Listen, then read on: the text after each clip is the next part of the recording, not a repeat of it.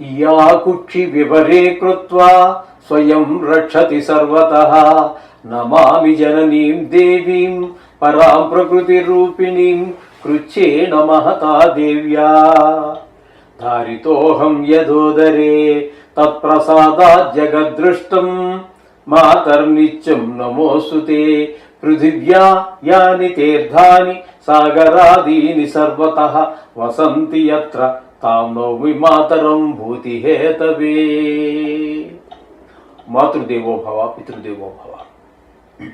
ఇప్పుడు మనము ఏప్రిల్ నెల 2026 సంవత్సరంలో ఈ ద్వాదశ రాశుల వారికి గోచార ఫలితాలు ఏ విధంగా ఉంటాయి అనేది మనం సశాస్త్రీయంగా తెలుసుకునేటటువంటి ప్రయత్నం చేద్దాం. కర్కాటక రాశి వారికి ఏప్రిల్ నెల 2026 గోచార ఫలితాలు ఏ విధంగా ఉంటాయో సశాస్త్రీయమైన పద్ధతిలో తెలుసుకునే ప్రయత్నం చేద్దాము. ఇక్కడ కర్కాటక రాశి వారికి ద్వితీయ స్థానంలో కేతుగ్రహ సంచారం జరుగుతోంది. ఇది శుభ ఫలితములను ఇవ్వజాలదు.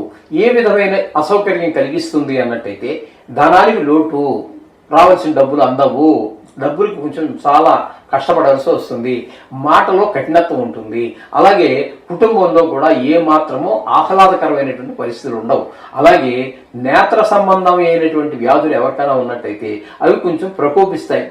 ఎక్కువ బాధ పెట్టేటటువంటి ప్రయత్నం జరుగుతూ ఉంటుంది ఈ రెండవ స్థానంలో కేతుగ్రహం ఉండటం వలన. ఇకపోతే ఎనిమిదో స్థానం వరకు మధ్యలో మనకి రెండో స్థానం వదిలితే ఎనిమిదో స్థానం వరకు మధ్యలో ఏ గ్రహాలు లేవు. కాబట్టి ఇక్కడ ఎనిమిదో స్థానం దగ్గరికి వస్తే అష్టమ స్థానంలో 3 గ్రహాలు ఇక్కడ సంచారం చేస్తూ ఉన్నాయి. రాహు మొట్టమొదటి. ఎనిమిదో స్థానం అనేది ఆయుస్థానం. ఈ ఆయుస్థానంలో రాహు ఉండటం మంచిది కాదు. అలాగే బుధుడు 8వ స్థానంలో 9వ తారీఖు వరకు ఉంటాడు, ఆయన పర్వాలేదు. కుజుడు 2 రోజులు ఉంటాడు, ఈయన కూడా అనుకూలమైన ఫలితాలు అయితే ఇవ్వడు. ఇక్కడ 8వ స్థానంలో ఉండటం వల్ల ఏ విధమైన వ్యతిరేక ఫలితాలు వస్తాయన్నట్టయితే ఇక్కడ మనం తీసుకోవాలంటే కొంతమందికి రాజదండన అంటే సస్పెండ్ అవ్వడం కావచ్చు, జైల్లో పెట్టడం కావచ్చు, ఉద్యోగంలో డిమోట్ చేయడం కావచ్చు, ప్రమోట్ చేసే బదులు వాళ్ళని ఇంటికి సస్పెండ్ చేసేయటమో లేకపోతే మొత్తం ఉద్యోగం తీసేయటమో, ప్రైవేట్ అవ్వచ్చు గవర్నమెంట్ కావచ్చు, అలాగే ఉండొచ్చు. అలాగే పెద్ద దుఃఖం వచ్చేటటువంటి అవకాశం, కష్టం వచ్చేటటువంటిది, ధన నష్టం.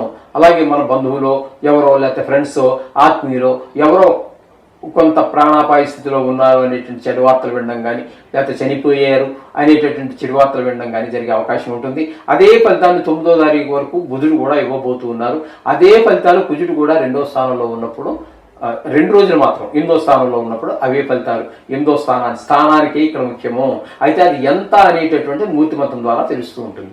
ఇక అక్కడ నుంచి ఇక 9వ స్థానం దగ్గరికి వెళ్తే ఇక్కడ 9వ తారీఖు వరకు ఉన్నటువంటి బుధుడు 9వ స్థానంలో 8వ స్థానంలో ఉన్నాడు కదండి, అక్కడ నుంచి 9వ స్థానంలోకి వెళ్ళిపోతున్నారు బుధుడు.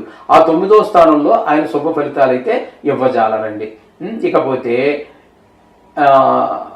కుజుడు 2 రోజులు మనకి ఇక్కడ 8వ స్థానంలో ఉన్నాడు, 9వ స్థానంలోకి వచ్చి నెలంతా ఉంటారు. 9వ స్థానం భాగ్యస్థానంలోకి వచ్చి ఆయన ఏది మనం దేవుని ప్రార్థించుకోలేము, తండ్రి గారి యొక్క ఆశీస్సులు మనకు లభించడం కష్టంగా ఉంటుంది, లేదా వారి ఆరోగ్య విషయంలో కొంచెం ఇబ్బందులు ఉంటాయి.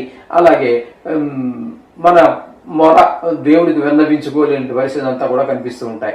ఇక ఈ విధంగా ఉంటుంది. ఇక రవిని కనుక తీసుకున్నట్టయితే ఈయన ఇక్కడ 9వ స్థానంలో, అది కూడా ఆయన కూడా తండ్రి గారి విషయంలో కొంచెం ఇబ్బందులు పెట్టడం, ఆరోగ్య విషయంలో, ఇవన్నీ 9వ స్థానంలో ఉన్నటువంటివన్నీ అవే పరిస్థితిలో ఉంటాయి. శని భగవానుడు కూడా అక్కడే ఉన్నాడు, ఆయన నెలంతా అక్కడే ఉంటారు, ఆయన కూడా అదే ఫలితాలు ఇవ్వబోతూ ఉన్నారు. అక్కడి నుంచి ఈ రవి మనకి 9వ స్థానంలో 14వ తారీఖు వరకు ఉన్నారు కదా, అక్కడ నుంచి ఆయన ఏం చేస్తారంటే 10వ స్థానంలోకి వచ్చి మిగతా అదంతా అంటే 14 రోజులు పోతే ఇక 16 రోజులు, జాన్యువరి కదా 31 రోజులు అంటే 17 రోజులు అనుకోండి. ఈ 17 రోజులు మీకు ఆయన అనుకూలమైన ఫలితాలు ఇస్తారు. అంటే మీకేమవుతుంది, ఇక్కడ 10వ స్థానం అవుతుంది. ఈ 10వ స్థానంలో రవి అనుకూలమైన ఫలితాలు ఇస్తాడు. ఉద్యోగ రీత్యా పైకి లేపుతాడు, వృత్తి రీత్యా పైకి లేపుతారు, ఆదాయ రీత్యా పెరుగుతుంది. ఆ విధంగా మీకు ఒక ప్రమోషన్ రావటం కానీ లేదా ట్రాన్స్ఫర్ కూడా మీరు అనుకున్న ప్రదేశాలు కావటం కానీ ఇట్లాంటివన్నీ జరిగే అవకాశం రవి 10వ స్థానంలో ఉన్నప్పుడు జరుగుతాయి. అలాగే శుక్రుడు ఒక 19వ తారీఖు వరకు 10వ స్థానంలో, తదుపరి ఏకాదశ స్థానంలో సంచారం చేస్తున్నారు. ఈయన 2 స్థానాలలోనూ కూడా చాలా చక్కటి ఫలితాలు ఇస్తూ ఉన్నారు. అందుచేత మీకు శుక్రుడు పూర్తి అనుకూలుడు. ఏమండి? అలాగే మీకు ఇక్కడ చెప్పాలి అన్నట్టయితే దశమ స్థానంలో రవి అనుకూలమైన ఫలితాలు ఇస్తూ ఉన్నారు. శుక్రుడు పూర్తి అనుకూలుడు. బుధుడు మాత్రం మీకు చెప్పాలి అన్నట్టయితే 8వ స్థానంలో ఒక 9 రోజులు మాత్రం అనుకూలమైన ఫలితాలు ఇస్తూ ఉన్నారు. ఈ విధంగా ఉంది. కాబట్టి ఇక మిథున రాశి వారికి గురువు ఏ స్థానంలో ఉన్నాడు అదొకటి గుర్తుపెట్టుకోవాలి. ఏ స్థానంలో ఉన్నప్పుడు ధన వ్యయము ధన నష్టం జరుగుతూ ఉంటాయి. అయితే ఇక్కడ మనం గుర్తించవలసిన విషయం ఏంటంటే ఆయన ఏ స్థానంలో ఉన్నప్పుడు మీరు చేసినటువంటి ఖర్చు ఏదైతే ఉందో అది ఉపయోగకరంగా ఉంటుంది. అంటే మీరు ఒక ఇల్లు కొనడానికో స్థలం కొనడానికో లేకపోతే కారు కొనడానికో లేకపోతే పిల్లవాడి చదువు గురించో దేనికో అది ఒక మంచి పని కోసం వినియోగించబడుతుంది ఆ వ్యయం. అది ఒకటి మాత్రం గుర్తుపెట్టుకోవచ్చు. పెట్టుకోవాల్సి ఉంటుంది అన్నమాట. ఈ విధమైన ఫలితాలన్నీ గురువు ఇస్తున్నాడు. కాబట్టి కొన్ని గ్రహాలు ప్రతికూలతలు ఉన్నాయి, చాలా ఎక్కువగానే ఉన్నాయి. కాబట్టి కొంచెం మీరు జాగ్రత్తగా ఉండటం అంటే మరేం లేదండి. మాట్లాడేటప్పుడు కొంచెం మాట ద్వారానే కదండి శత్రుత్వం పెరిగినా మిత్రత్వం పెరిగినా. అందుచేత మాటను జాగ్రత్తగా వాడుకోండి. అలాగే ధనాన్ని కూడా తర్వాత అప్పులు చెప్పాలి, ఎడాపెడా ఖర్చు పెట్టేశాము, ఆదాయం ఎంత ఏమంత మనం ఉగాదికి చెప్పుకున్నాం కదండి, వాటిని కూడా దృష్టిలో పెట్టుకోండి. ఉగాది ఫలితాల్లో మనం ఆదాయ వ్యయాల గురించి చెప్పుకున్నాం కదా, దాన్ని బట్టి ఎక్కడ కొంచెం జాగ్రత్తగా ఉండాలి. ఆదాయం అసలు ఎప్పుడైనా సరే లెక్క ఉండాలండి మనిషికి. ఆదాయం ఎంత వస్తుంది, వ్యయం ఎంత ఖర్చు పెడుతున్నాం అనేది లేకుండా ఒక ప్రణాళిక లేకుండా వెళ్తే మాత్రం ఖచ్చితంగా ఎవరైనా ఇబ్బందులు పాలు అవక తప్పదు. కాబట్టి మాట కూడా జాగ్రత్తగా మాట్లాడండి. అలాగే ధనాన్ని కూడా చూసి ఖర్చు పెట్టండి. ఎక్కువ గ్రహాలు ప్రతికూలంగా ఉన్నాయి కాబట్టి ఈ యొక్క కర్కాటక రాశి వారికి తగు జాగ్రత్త తీసుకుంటూ మీ ప్రయత్నంలో లోపం లేకుండా మీరు ప్రయత్నం చేయండి. చేసిన తర్వాత నవగ్రహ శ్లోకాలు రోజు చదువుకోండి. తప్పనిసరిగా మీకు కొంత ఉపశాంతి లభించడం జరుగుతుంది.